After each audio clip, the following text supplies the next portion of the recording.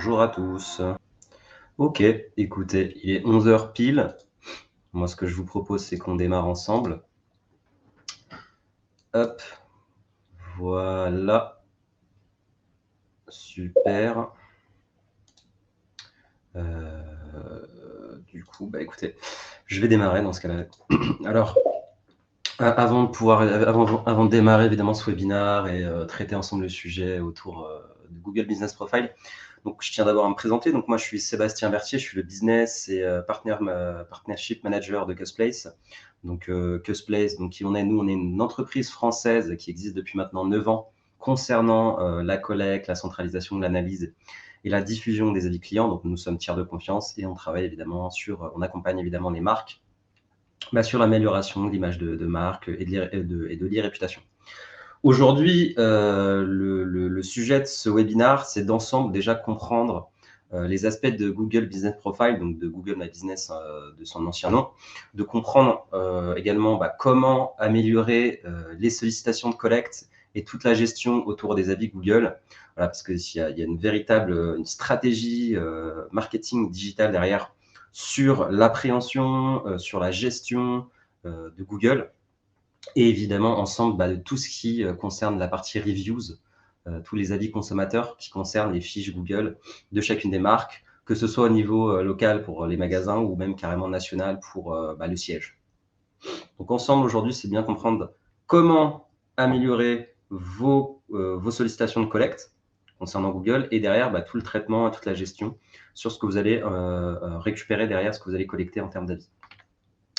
Donc voilà, ce petit webinaire, c'est pour vous montrer un petit peu les facettes de Google et de toute la gestion des avis pour que vous puissiez derrière passer maître là-dessus très simplement, très facilement. Faut savoir également, voilà, ça vous permettra aussi derrière en termes de direction marketing de bien vous y retrouver en termes de gestion et d'avoir différents leviers activables sur le traitement des avis Google, de la collecte, de la diffusion, etc. Il faut évidemment aussi prendre faut également prendre en considération ce que nous, on appelle dans notre jargon les avis, la minorité bruyante, en fait. Parce qu'il y a certaines marques aujourd'hui, que ce soit en termes local ou au niveau national, qui ne traitent pas les avis négatifs. Donc évidemment, nous, on appelle ça la minorité bruyante. Pourquoi? Parce que évidemment, comme vous le savez aujourd'hui, les gens qui ne sont pas satisfaits auront 7 à 8 fois plus de chances de laisser un avis en ligne que qu'un ambassadeur, que quelqu'un qui a eu aucun problème vis-à-vis du service consommateur ou même de son expérience vis-à-vis de votre marque.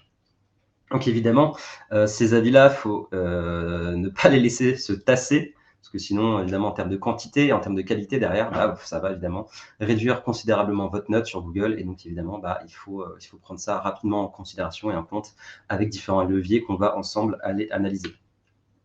Je tiens également à vous préciser que moi, je me mets à la place des marques, je me mets à votre place aussi. Aujourd'hui, il y a une multitude de solutions qui existent concernant l'e-réputation. C'est pas facile de s'y retrouver. Donc, je pense que ça pourrait même faire carrément, je pense qu'on le fera aussi, je m'en occuperai, c'est de carrément dédier un article sur comment choisir un prestataire de solution de collecte, donc de réputation.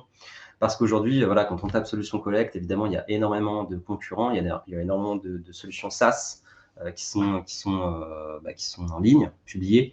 Évidemment, c'est difficile de s'y retrouver quand on doit faire un benchmark à ces directions, sachant que vous avez des sociétés comme Partout, par exemple, qui se revendiquent comme spécialistes des avis clients, alors que pas du tout. En fait, ils sont spécialistes sur ce qu'on appelle du presence management, c'est-à-dire de la gestion locale des fiches, mais pas sur une partie reviews. Ils ne sont pas spécialistes là-dessus. Donc, vous voyez, en fait, vous avez des sociétés qui vont payer des 1000 et des 100 pour se mettre en lumière là-dessus, alors qu'en fait, il y a des éléments clés pour bien comprendre déjà qu'est-ce qu'un tiers de confiance, quels sont les prestataires du marché et comment mettre en place très facilement des dispositifs de solutions d'enquête. Alors ça, cette slide-là, évidemment, c'est pour l'élève du fond qui dort. Donc, qu'est-ce que Google Fiche Établissement? Donc, évidemment, Google My Business de son ancien nom. Donc, c'est tout simplement, c'est une plateforme web dotée d'outils qui vont vous permettre de bien référencer votre marque, votre entreprise. Donc, que ce soit des commerces physiques ou e-commerce, d'être tout simplement présent en ligne sur les recherches Google. Voilà. Et à travers des fiches accompagné de votre logo, de photos, des horaires d'ouverture, de fermeture, des coordonnées téléphoniques, mail, etc. etc. Et évidemment, aujourd'hui, qui est le sujet, les avis clients. Déjà, qu'est-ce que représentent les avis clients? Donc, sur ces fiches-là, sur Google, donc sur les recherches Google, il faut savoir que donc, les avis ils vont être évidemment publiés et visibles sur votre partie Google, votre fiche Google, Google Business Profile, et également, bien sûr, sur les recherches Maps, sur lesquelles il y aura vos magasins ou alors votre siège. Et donc, tous les avis dessus sont agrégés en ligne et voilà, sont publiés en temps réel dès la publication d'un nouvel avis derrière. Donc, ça permet évidemment d'avoir la meilleure source d'information concernant les ressources et les retours expérience sur les acheteurs et puis évidemment les potentiels acheteurs derrière qui vont pouvoir lire tous les avis publiés et derrière ensuite l'acquisition à l'achat pour le prospect, pour le nouvel arrivant. Il y a également de nouvelles fonctionnalités aujourd'hui. Il faut savoir que ça a quand même pas mal changé, Google Business Profile par rapport à avant. C'était c'était un peu plus chronophage et un peu plus difficile en termes de gestion. C'est pas encore évidemment le parfait, mais voilà, par rapport à avant et par rapport à aujourd'hui, évidemment, il y a eu de gros changements. Et également, Google a annoncé pas mal de nouvelles features sur les fiches établissements, avec évidemment toute la gestion des demandes de vérification pour les avis, de revendication des fiches également pour très facilement revendiquer sa fiche sur Google, parce qu'aujourd'hui c'est assez compliqué, il faut envoyer des lettres, etc. sur l'adresse, etc., etc. Donc je vous épargne la galère quand je sais pas, si jamais vous devez fermer votre magasin et qu'il est ouvert sur la rue d'en face, voilà, il faut changer tout ça, et donc du coup c'est un peu chronophage en termes de revendication. Donc évidemment ils vont apporter de nouvelles fonctionnalités pour simplifier et améliorer ça. Pas que sur ça évidemment, mais sur tout le traitement de la gestion de la fiche et évidemment sur également les avis clients ou sur lesquels il y aura de nouvelles fonctionnalités qui vont arriver sur ça. Ils ont également simplifié l'outil. La refonte qu'il y a eu, c'est pour évidemment maximiser et aider les commerces en ligne et puis les spécialistes de direction marketing à avoir évidemment la simplification sur les dashboards, sur l'utilisation de leurs outils et voilà, de pouvoir converger simplement à un outil qui est aujourd'hui complètement incontournable sur le marché des recherches locales, des recherches nationales, voilà, et même aussi évidemment sur les avis clients. Donc, comme de toute façon, là, je vous apprends rien en vous disant que c'est un impact indéniable sur la clarté, sur le référencement naturel, que ça a sur le business, avec tous les retombées qui varient d'un secteur d'activité. Ça, évidemment, toutes les recherches et toutes les stratégies, les objectifs, tout ça diffère en fonction de son secteur d'activité, de ce qu'on vend et de son business. Évidemment, ce sera complètement différent si on parle de visite en magasin ou bien d'un site e-commerce. Donc voilà. Mais donc voilà, c'est évidemment incontournable dans le marché aujourd'hui sur l'impact que peuvent avoir les avis clients et de tout ce qui est important à aller générer derrière en termes d'outils et en termes de type de commerce qu'il faut prendre également en compte. Voilà quelques statistiques également pour vous rassurer. De toute façon, je n'ai pas tellement besoin de vous rassurer sur l'impact aujourd'hui qu'a Google sur votre business. Il faut savoir que 46% des recherches Google, ça concerne évidemment vos informations locales, donc sur votre fiche, sur vos informations rendues publiques, sur votre numéro de téléphone, sur votre adresse. 88% des recherches sur mobile d'un business local aboutissent à un appel ou une visite dans les 24 heures qui suivent. Donc, vous savez aujourd'hui que quelqu'un qui va vous rechercher sur son smartphone sur un business local, donc sur un point de vente, sur une zone de chalandise, il y a 88% de chances que derrière, ça aboutisse soit à un appel en magasin, soit carrément à une visite directe. Donc ça, c'est pour les visites en magasin, tandis que pour les recherches mobiles, là, sur la partie plutôt e-commerce, on est sur les 78%, où là, les recherches mobiles, ça concerne soit sur la recherche, ça aboutit à un achat derrière sur le commerce local directement, ou alors sur votre site internet. Bon, on a mis en lumière Google, on vient de l'idolâtrer, c'est super, c'est génial. Évidemment, ça a des limites. Il faut évidemment jamais, je le répète aux entreprises qui m'écoutent actuellement, à nos clients, à tout le monde, évidemment, Google, c'est hyper important, mais c'est pas le seul vecteur, c'est pas le seul médium sur lequel il faut aller se concentrer. Il faut surtout pas se focaliser là-dessus. J'arrête pas de le répéter aux gens. Évidemment que Google, c'est hyper important, mais c'est évidemment pas l'unique source d'information. Il y a également aussi beaucoup de choses qui existent et qu'il faut prendre également en considération. Évidemment aussi, Google détient des limites. Quelles sont ces limites-là? On va justement les lister. Déjà, la première limite, c'est que faut s'intégrer au sein d'une stratégie de réputation globale, mais il ne faut pas se focaliser là-dessus sur Google. Pourquoi? Parce que ça a différentes limites qui sont... La première limite, ça va être que tout le monde déjà n'a pas un compte Google et il faut avoir un compte Google pour laisser son avis. Donc déjà, ça, c'est la première limite. Et comme ce que j'expliquais dans mon précédent webinaire, c'est que Google, son marché français, on n'est pas sur le marché américain, donc USA, c'est qu'aux USA, Gmail, ça détient 50% des parts de marché. Voilà. Donc, et ça représente seulement 27% en France et 15% en Allemagne, pour vous donner un ordre d'idée. Donc, sachant qu'en plus, évidemment, non seulement il y a ces parts de marché à prendre en considération sur les comptes Google, mais il faut savoir aussi qu'en fonction de ce que vous vendez et en fonction de votre cible, voilà, la tranche d'âge, la civilité, voilà, en fonction de la catégorie socio-professionnelle, ce que vous voulez, voilà, en fonction de différentes informations, vous n'aurez pas forcément le même taux de gens qui ont un compte Google que si vous vendez, je sais pas, que si vous êtes une assurance ou si vous vendez des produits, des légumes, etc. Donc ça également, c'est la première limite, c'est qu'il faut avoir un compte Google pour laisser son avis sur Google. Voilà. La deuxième, ça va être toute la gestion de l'e-réputation qui est hyper limitée. Donc voilà, malgré le gros gain en visibilité que vous aurez sur la gestion des avis Google My Business, qui est assez bénéfique sur votre réseau, mais pas sur la marque. Donc déjà, c'est la première contrainte, c'est que ça aura, Google Business Profile aura un fort impact si vous avez beaucoup de magasins, enfin beaucoup de points de vente, que si vous n'en avez pas. Donc, si vous êtes plutôt sur un business web, donc déjà, ça, c'est la première contrainte. Et la seconde contrainte, c'est évidemment toute la gestion autour de ces fiches-là. Si vous avez juste une seule fiche Google, c'est hyper simple, vous n'avez qu'une seule fiche à aller traiter. Alors que si vous en avez une centaine, c'est assez galère dans la gestion des fiches. Vous devez créer une fiche pour chacun des magasins. Ça ne permet pas d'agréger tous les avis là sur une seule fiche. Enfin, vous ne pouvez pas en fait avoir la totalité de vos avis sur chacun de vos magasins. Voilà, il y a l'addition des notes qui ne se font pas. Bon, bref, c'est un cauchemar en termes de gestion de points de vente quand vous en avez beaucoup sur Google et sur toutes les fiches qui existent et sur lesquelles il y a évidemment, en fait, vous avez un référencement naturel pour chacune des fiches. Donc, c'est évidemment beaucoup plus contraignant quand vous n'avez qu'une seule fiche que 10, 15, 20, 100, voilà. La troisième contrainte, ça va être sur le référencement, justement, sur l'expérience utilisateur. Voilà, Google Business Profile, ça génère des visites, mais l'impact sur le référencement naturel que ça va avoir sur votre site web et les performances digitales, elles sont assez limitées. Aujourd'hui, sur Google, vous n'avez que 2 sources d'informations qui vont être prises. Vous avez l'avis, entre 1 et 5 étoiles, et vous avez le commentaire.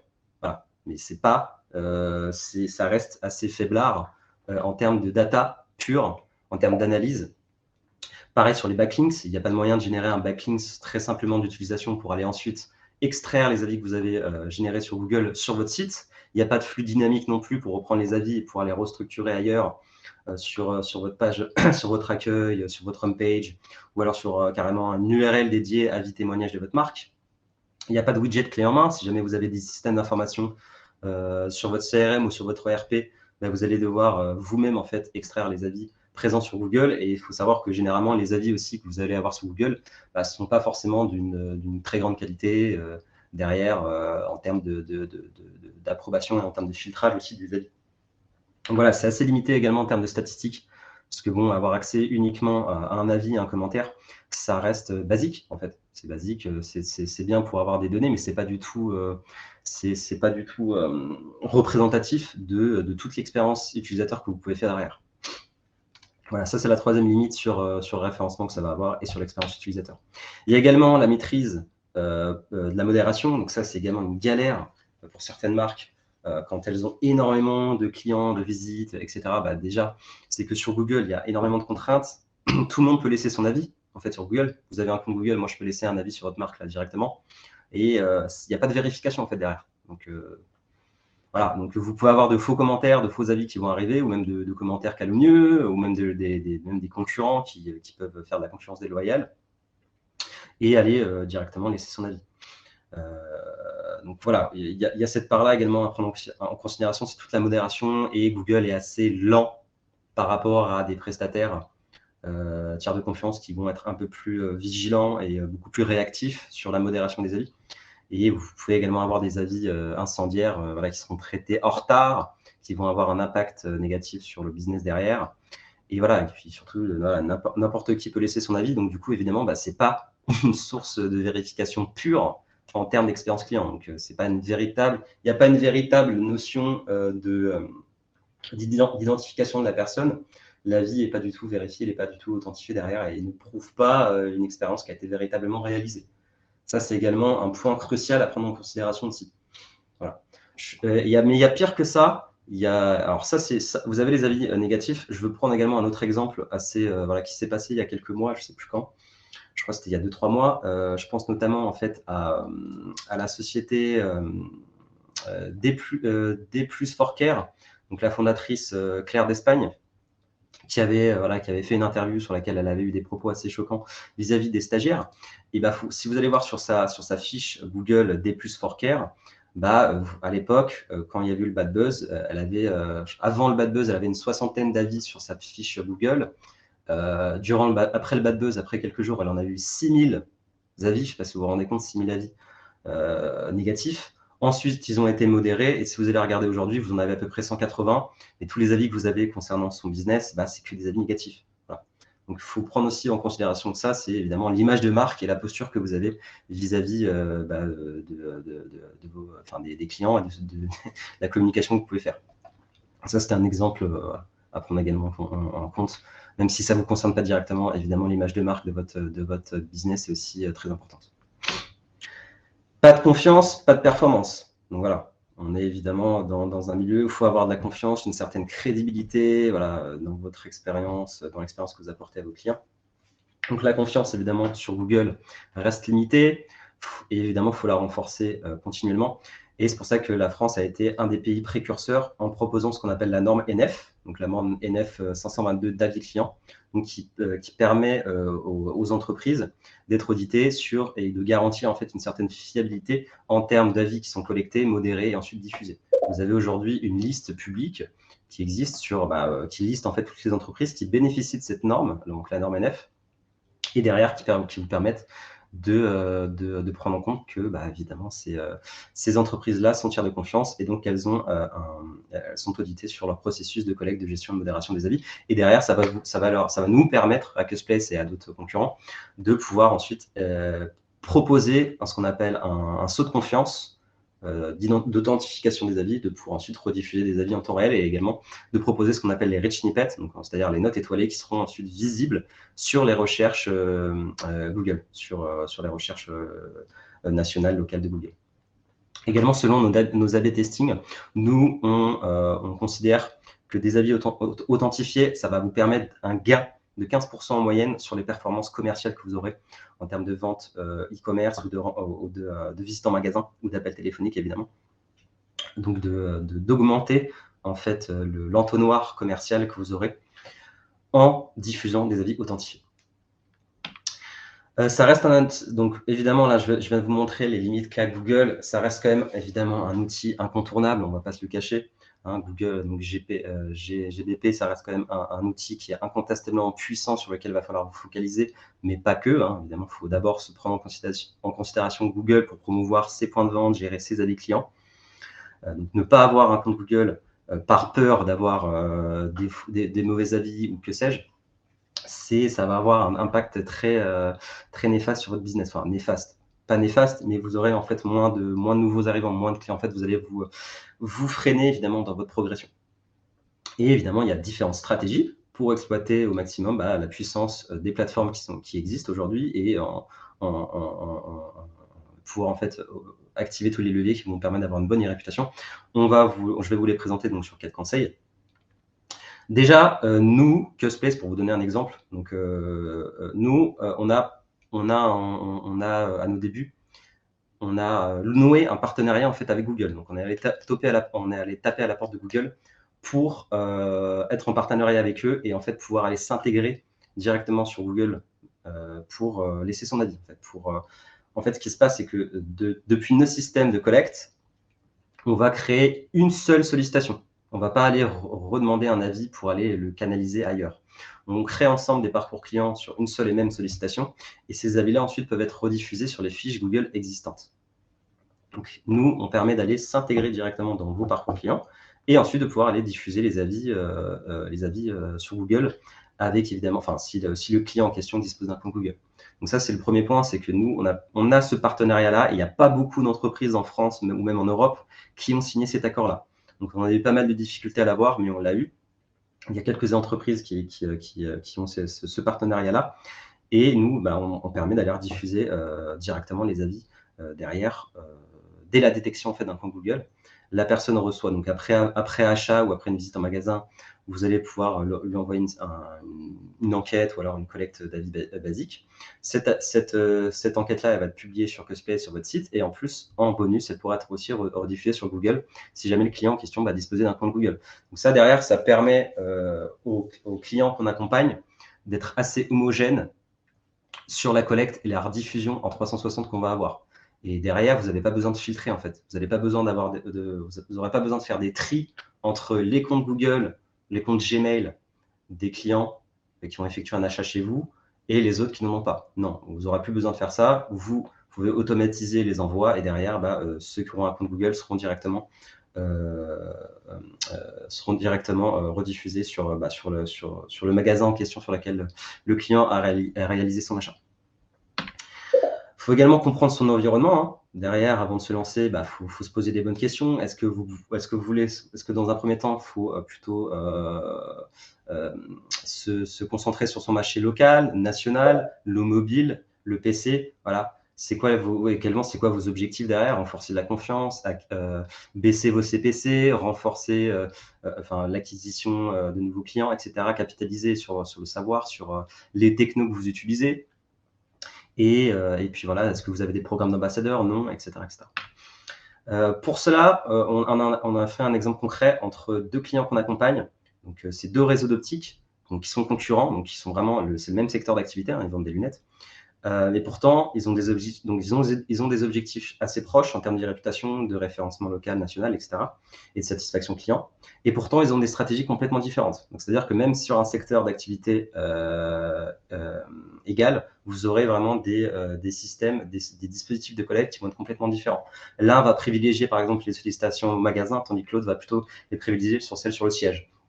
Un autre va plutôt faire des affiches QR code pour aller recueillir de l'avis client, tandis qu'un autre va plutôt faire ça sur une intégration CRM Salesforce. Nous, on s'est carrément intégré à l'un de nos clients sur Salesforce pour aller ensuite automatiser les envois et puis les demandes de sollicitation derrière. Donc l'un a carrément en fait mis la gestion des avis à chacun des responsables magasins. Donc, en fait, chacun des responsables magasins peuvent gérer ses avis et répondre en local, tandis que l'autre, c'est plutôt le siège. Donc, c'est le national qui s'en occupe. Donc, eux, ils gèrent tous les avis derrière. L'un, on s'est carrément intégré sur les reportings Salesforce et avec évidemment nos dashboards derrière, tandis que l'autre, on fait plutôt des exports data derrière en termes d'analyse de la satisfaction client derrière. Vous voyez que donc, du coup, c'est complètement différent. Il faut aussi comprendre les attentes en local. Vous pouvez évidemment générer une bonne visibilité locale. L'algorithme va vous aider en prenant en compte le nombre d'avis récoltés, la note, les réponses, également le trafic, donc le délai que vous avez entre chaque avis qui sont postés, la publication en fait des avis, les délais qu'il y a entre chaque publication des avis. Et vous avez même aussi un système de gamification sur Google qui vous permet de savoir le client en question qui a laissé son avis sur Google, combien d'avis il a laissé, est-ce qu'il a un badge et tout. Donc ça permet aussi de détecter est-ce que vous pouvez carrément faire un ambassadeur. Voilà, c'est aussi à prendre en considération derrière sur la publication des avis et sur la fiabilité en fait du client qui a laissé son avis. Est-ce qu'il en laisse? Est-ce qu'il y a un trafic là-dessus? Par exemple, on a aussi, en compagnie, en fait, il faut savoir qu'aussi les prestataires de confiance doivent s'adapter à chacun des besoins. Donc, dans les écoles, sur la collecte, sur les campus, etc. Donc, nous, Cosplace, on a mis ça en place avec les écoles de commerce. Donc, nous, on travaille avec les écoles post-bac. Et donc, du coup, on a noué un partenariat avec l'étudiant et on permet en fait d'une seule sollicitation de pouvoir aller rediffuser l'avis sur Cusplace, Google, le site de l'école et l'étudiant.fr carrément. C'est possible. On a aussi adopté voilà, une approche globale sur le recueil des avis. Il faut évidemment prendre en considération le global, le local, les avis marques, les avis magasins, Google My Business et puis les sites spécialisés comme voilà, sur lesquels on peut aller retrouver les différents avis en ligne, forums, que choisir, etc. etc. Donc voilà là-dessus. On a évidemment, alors ça, je pense que c'est la slide la plus importante de ce webinaire-là, c'est que nous, Cusplace, ça va de quoi aujourd'hui notre accompagnement? C'est quoi pour nous un bon SEO? Un bon SEO, pour nous, ça va être, je prends en exemple donc la marque Tribac, qui sont une société donc, dans l'habitat. C'est quoi un bon SEO? Ça va être les avis, la totalité des avis qui sont présents sur le site de la marque. Ça va être évidemment les fiches existantes de la marque. Vous allez avoir les pages jaunes, vous allez avoir Cusplace, vous allez avoir la partie, donc ça c'est pour la partie gauche, ensuite la partie droite sur Google avec tous les avis derrière, et nous on est également repris dans les avis des internautes. Donc voilà, il faut savoir qu'il y a ça aussi derrière à prendre en compte, c'est que nous, un bon SEO, c'est qu'on met en place une seule collecte et on va être en capacité de multidiffuser tous les avis qu'on aura collectés sur différents vecteurs. Et ça va avoir un impact vraiment considérable sur le SEO national et local. Donc nous, aujourd'hui, concrètement, personne n'a ça aujourd'hui. Les différents prestataires qui travaillent n'ont pas ces résultats-là. C'est pour ça que c'est vraiment la slide la plus importante, c'est que nous, on met en place une seule sollicitation qui vont permettre derrière de pouvoir les générer et homogénéiser les résultats qu'on va avoir sur les avis clients. Voilà.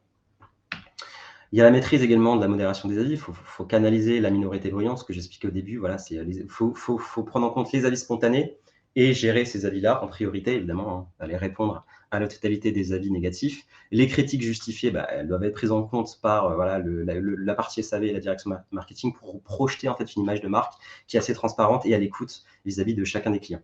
Et les avis, par contre, qui sont vraiment mal intentionnés, qui sont des spams, qui sont de l'arnaque, etc., ceux-là, il faut évidemment les signaler derrière. Et également, vous avez aussi nous concernant, nous, on a en fait des robots de langage naturel qui vont en fait qui vont vous simplifier la tâche en termes d'analyse, en termes évidemment de réponse, parce que derrière, vous pouvez automatiser les réponses en fonction du niveau de scoring, en fonction des champs lexicaux. On permet de créer des règles de réponse, de modération, etc. pour derrière vous simplifier la tâche, parce qu'évidemment, c'est hyper chronophage de répondre à chacun des avis manuellement. C'est pas possible en fait. C'est impossible de répondre à chacun des avis. Donc c'est pour ça qu'évidemment vous avez des solutions de langage naturel qui vont aller analyser, centraliser la totalité des avis et derrière ensuite y apporter des réponses et des alertes. Voilà, des alertes évidemment en fonction du message. Donc je vous remercie à tous. On va passer directement aux questions. Il reste 3 minutes. On vous enverra évidemment le guide. Donc le guide que vous pouvez télécharger sur ces petits liens courts qu'on a créés. Évidemment, on vous l'enverra derrière après la fin de ce webinaire. Donc moi, je vous propose, c'est qu'on passe directement aux questions.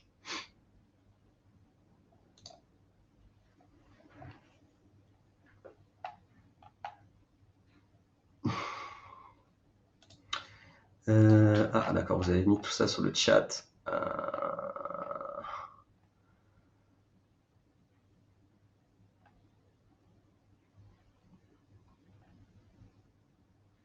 Alors, on a Céline qui nous dit, peut-on créer des magasins éphémères sur Google Business Profile? Alors, j'imagine que c'est des magasins qui vont disparaître après X mois ou des choses comme ça. Alors, non, je pense pas, parce que c'est quand même, en fait, la création d'une fiche, déjà, en soi, Google prend pas mal de temps. Donc voilà, c'est pas possible. Mais ça dépend en fait de la strat, ça dépend de votre stratégie derrière. Donc c'est un peu compliqué. Vous pouvez le faire, mais ça dépend dans quelle stratégie. En fait. Ceux qui ont un compte Google doivent-ils donner leur accord? Évidemment, oui, il faut donner son accord derrière. C'est ce que nous permet de faire notre partenariat. En fait, en fait, ce qui va se passer, c'est que dans notre sollicitation, si le client en question bénéficie d'un compte Google, en fait, tout son contenu va être pré-rempli, donc la note qu'il avait laissée et son contenu, avec quand même derrière un certain accord pour pouvoir rediffuser son avis. Donc, évidemment, tout ça, voilà, ce sont aussi les règles de consignation de Google, c'est évidemment de donner également son accord pour la republication des avis derrière. Google nous impose d'avoir l'accord de l'utilisateur pour le faire. Oui, voilà. Nicolas avait répondu à toutes vos questions. Voilà, oui, c'est ça exactement. Le contenu est déjà pré-rempli. Est-ce que vous avez également d'autres questions? N'hésitez surtout pas, hein. Voilà, vous pouvez poser des questions dans la partie questions, justement.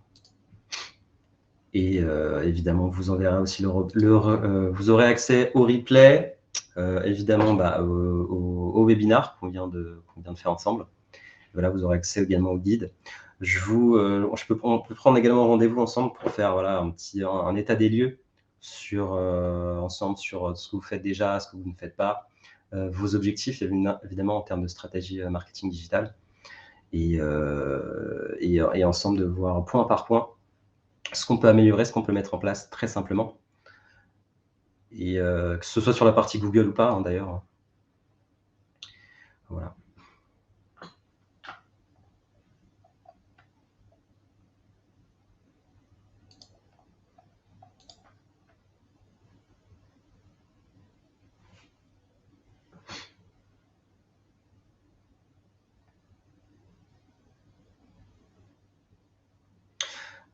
Alors, Jules nous dit, je suis désolé, est-ce important, utile d'afficher ses avis Google sur son site web? Alors justement, en fait, non. C'est pas utile. Pourquoi? Parce que comme je l'expliquais lors de ce webinaire, en fait, il y a pas mal de limites sur Google. Déjà, en fait, il y a la première contrainte, c'est évidemment que vos clients, il faut qu'ils aient un compte Google. Donc, il y a une certaine baisse de quantité d'avis qu'il va y avoir. Faut savoir que les avis ne sont pas vérifiés, donc vous ne pouvez pas authentifier ces avis-là et y mettre des annotations derrière. N'importe qui peut laisser son avis. Donc voilà, c'est pas certifié, donc il n'y a aucun contrôle là-dessus. Donc vous pouvez aussi très bien avoir des avis très, très négatifs. Donc c'est pour ça qu'il faut plutôt faire l'inverse, c'est-à-dire d'abord passer par des prestataires de confiance pour mettre en place un système de collecte, afficher des avis qui prouvent la vérification de l'expérience client, et derrière, ensuite, de pouvoir les rediffuser sur vos fiches Google existantes. Voilà. Voilà, Nicolas en même temps répond. On ne peut pas agréger des notes en magasin. Vous avez énormément de limites concernant Google et vous avez encore beaucoup d'entreprises aujourd'hui qui diffusent des avis Google. Donc évidemment, c'est pas une faute grave, hein, évidemment. C'est quand on commence son réputation, beaucoup de gens font c'est pas forcément une erreur, mais vous aurez énormément de contraintes là-dessus. Donc faut plutôt se poser des questions. Comment améliorer ça derrière, passant par des tiers de confiance qui vont vous permettre de certifier les avis et de pouvoir ensuite les rediffuser sur différents canaux en même temps.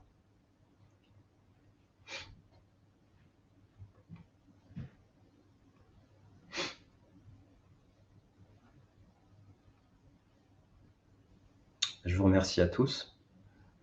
Je vous remercie à tous. Évidemment, je suis à votre disposition. On est tous à votre disposition pour répondre à vos questions. Vous pouvez nous envoyer un mail. Vous pouvez également nous joindre sur LinkedIn. On est assez réactifs aussi sur LinkedIn. Donc, n'hésitez surtout pas. Et on vous enverra derrière toutes les réponses. Ou on peut prendre un petit rendez-vous ensemble de 30 minutes pour faire un état des lieux assez rapide. Et ensuite, derrière, regarder comment on pourrait éventuellement vous accompagner. Ok, super. Je vous remercie à tous en tout cas pour ce webinaire. On en fera d'autres, évidemment. On essaie de faire des webinaires mensuellement. Je pense que j'écrirai également un article qu'on publiera prochainement sur comment bien choisir un prestataire de tiers de confiance. Comme ce que j'expliquais en début de webinaire, c'est qu'il y a beaucoup de panoplies de solutions qui existent et il y a différentes choses à prendre en considération sur ce qu'on appelle véritablement des réputations. Je vous remercie en tout cas à tous. Je reste encore 1-2 minutes pour si jamais vous avez d'autres questions, puis après vous pourrez reprendre vos activités.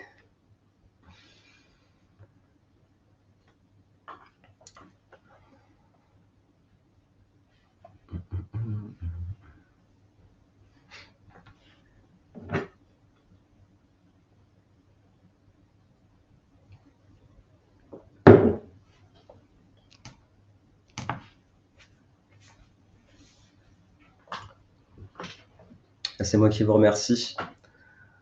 Pauline.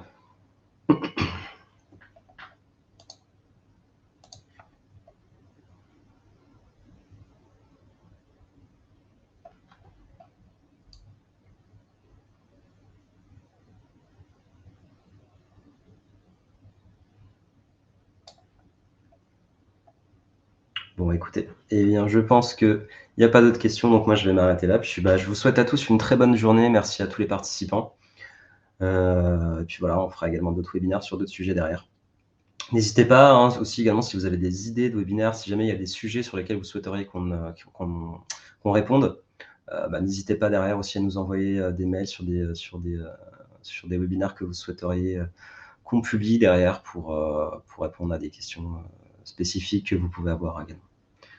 Je vous remercie à tous et puis bah, je vous souhaite une très belle journée, un très bon jeudi, une très bonne fin de semaine et merci à tous et à la prochaine.